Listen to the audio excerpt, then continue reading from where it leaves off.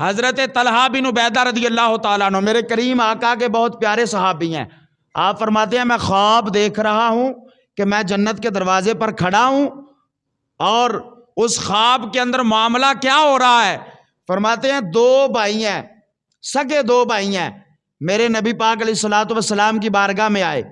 آ کر انہوں نے کلمہ پڑھا، مسلمان ہوئے، اور مسلمان ہونے کے بعد ان دونوں میں سے ایک جو ہے وہ نیکی کرنے میں زیادہ تیز ہے، ایک جو ہے وہ اچھے عمل کرنے میں زیادہ تیز ہے، اور دوسرا جو ہے وہ اس سے سست ہے. فرماتے ہیں جو نیکی کرنے میں اچھے عمل میں زیادہ تیز تھا نا، وہ ایک جنگ کے موقع پر، ایک غزوے کے پر وہ شہید ہو گیا، جام شہادت نوش کر گیا. فرماتے ہیں کہ دوسرا جو تھا، جو نیکی کرنے میں سست تھا، وہ زندہ رہا، اور اس کے بعد 1 سال تک وہ زندہ رہا، اور وہ شہید نہیں ہوا بلکہ اپنے گھر میں اس کا انتقال ہوا، وہ وصال کر گیا. فرماتے ہیں میں جنت کے دروازے پر ہوں، وہاں پر میں کھڑا ہو کر دیکھ رہا ہوں کہ وہ دونوں بھائی جو ہیں وہ دروازے کے اوپر کھڑے ہیں. جنت کا دروازہ کھلا، آگے سے جو دروغہ جنت ہے نا، اس نے جو بعد میں فوت ہونے والا ہے، جو نیکی کرنے میں سست تھا، جو اچھے کام کرنے میں سست تھا، لیکن تھا وہ صحابی. یہ بات یاد رکھیں، صحابی اگر ایک نماز بھی نہ پڑھی ہو، مصطفیٰ کے چہرے کو دیکھا، کلمہ پڑھا، ایمان لے آیا، نماز کا ٹائم ہونے سے پہلے اس کا انتقال ہو گیا، وہ صحابی بھی آج کے غوث قطب ابدال سے اعلیٰ ہے.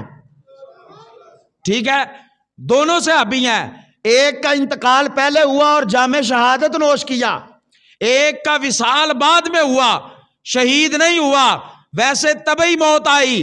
فرماتے ہیں جب جنت کا دروازہ کھلا تو پہلے اس کو بلایا گیا جو بعد میں فوت ہوا ہے، جو نیکی کرنے میں سست تھا، جو شہید بھی نہیں ہوا، گھر کے اندر موت آئی ہے.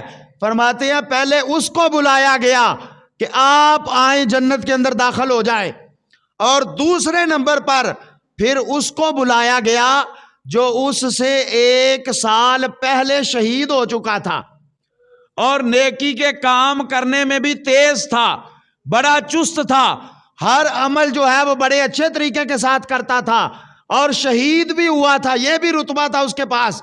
لیکن اس کو بعد میں بلایا گیا، جو ویسے فوت ہوا اور عمل کرنے میں بھی سست تھا، اس کو پہلے بلایا گیا. فرماتے ہیں پھر میری طرف اس جنت کے دروغے نے دیکھا اور دیکھ کر کہا کہ آپ ابھی واپس چلے جائیں، آپ کا ابھی ٹائم نہیں آیا، آپ ابھی واپس چلے جائیں، چونکہ آپ زندہ تھے ظاہری طور پر، اور وہ دو جو تھے ان کا وصال ہو چکا تھا، اس لیے ان کو جنت میں داخل کر لیا گیا. اور اس نے فرشتے نے کہا کہ آپ ابھی واپس چلے جائیں، آپ کا ابھی وقت نہیں ہے، آپ کو ابھی بلاوا نہیں آیا. فرماتے ہیں میری آنکھ کھلی، صبح ہوئی، میں دوسرے صحابہ کے درمیان جا کر بیٹھا، جا کر میں نے اپنا خواب ان کو سنایا کہ میں نے رات کو یہ خواب دیکھا ہے کہ جو پہلے شہید ہوا تھا، نیکی کرنے میں بھی تیز تھا، اس کو بعد میں بلایا گیا ہے، جو بعد میں فوت ہوا ہے، نیکی کرنے میں بھی سست تھا، اس کو پہلے جنت میں بلایا گیا ہے. میں اس کشمکش میں ہوں، تعجب کا شکار ہوں، پتہ نہیں یہ کیسا خواب تھا. بات چلتی چلتی میرے کریم نبی کے پاس پہنچی. نبی پاک علیہ الصلوۃ والسلام جب آپ کو پتہ چلا تو حضور علیہ الصلوۃ والسلام نے فرمایا اے صحابہ کیوں تعجب کرتے ہو؟ دیکھیے ابھی رمضان المبارک کی فضیلت. اے صحابہ کیوں تعجب کرتے ہو کہ وہ جو ایک پہلے شہید ہونے والا ہے، وہ جو نیکی کرنے میں بھی تیز تھا، اس کو بعد میں کیوں بلایا گیا؟ وہ جو بعد میں فوت ہوا اور نیکی کرنے میں بھی سست تھا، اس کو پہلے جنت میں کیوں بلایا گیا؟ میرے آقا فرماتے ہیں اے صحابہ کیا تم جانتے نہیں ہو کہ اس کی شہادت کے بعد اس نے 1 سال زندگی اور پائی ہے؟ پہلے کی شہادت کے بعد وہ 1 سال زیادہ زندہ رہا ہے. اللہ تعالیٰ نے اسے 1 سال کا موقع نہیں عطا فرمایا تھا، اللہ تعالیٰ نے اسے 1 سال کا موقع نہیں عطا فرمایا تھا؟ عرض کی یا رسول اللہ ہم جانتے ہیں کہ اسے اللہ نے 1 سال کا موقع اور عطا فرمایا تھا دوسرے بھائی کی نسبت۔ تو میرے آقا نے فرمایا کیا تم یہ نہیں جانتے اس 1 سال میں اس کی زندگی میں رمضان نہیں آیا تھا؟ اس کی زندگی میں رمضان نہیں آیا تھا؟ یا رسول اللہ رمضان بھی آیا تھا۔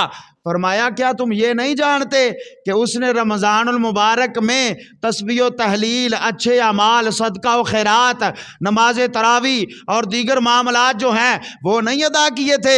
یا رسول اللہ وہ بھی کیے تھے۔ تو فرمایا پھر کیوں تعجب کا شکار ہو؟ وہ جو 1 سال پہلے شہید ہونے والا ہے بے شک اس کے پاس شہادت کا رتبہ ہے، لیکن اللہ تعالیٰ نے اسے جنت میں پہلے داخل ہونے کی اجازت اس لیے دی ہے کہ اس نے اپنی زندگی میں رمضان کو زیادہ مرتبہ پایا ہے۔ اس نے اپنی زندگی میں رمضان المبارک کو زیادہ مرتبہ پایا ہے۔ تو حضرات گرامی عرض کرنے کا مقصد یہ ہے جس کی زندگی میں زیادہ مرتبہ رمضان آتا ہے وہ اس سے افضل ہے جس کی زندگی میں کم مرتبہ رمضان آیا ہے، جس کی زندگی میں تھوڑی دفعہ رمضان آیا ہے۔ تو اس لیے یہ جو رمضان ہمارے درمیان آ رہا ہے اس کی ہم قدر کریں۔ آپ تھوڑا سا پیچھے جائیں، پچھلے سال کچھ ایسے دوست، کچھ ایسے ہمارے رشتہ دار، ایسے ہمارے بہنوں بھائی، ایسے ہمارے محلے والے، گاؤں والے تھے جو پچھلے رمضان میں ہمارے ساتھ تھے، لیکن اس رمضان میں وہ ہمارے ساتھ نہیں ہے۔ لیکن ابھی کوئی پتہ نہیں ہے کہ اگلا رمضان ہمیں بھی نصیب ہو یا نہ ہو، اگلے سال یہ رمضان المبارک کی برکتیں اور راتیں اور دن جو ہیں یہ ہمیں بھی میسر آئیں یا نہ آئیں۔ اس لیے اس رمضان کو اس طریقے کے ساتھ گزاریں کہ جیسے ہم زندگی کا آخری رمضان گزار رہے ہیں۔ اس رمضان کو اس طریقے کے ساتھ گزاریں کہ جیسے ہم اپنی زندگی کا آخری رمضان گزار رہے ہیں، اور یہ سمجھ کر جیسے میرے کریم نبی علیہ الصلوۃ والسلام آپ نے فرمایا لوگو جب بھی نماز پڑھو تو اپنی زندگی کی آخری نماز سمجھ کے پڑھا کرو۔ جب بھی نماز پڑھو اپنی زندگی کی آخری نماز سمجھ کر پڑھا کرو، پتہ نہیں اگلی نماز پڑھنے کا موقع ملے یا نہ ملے۔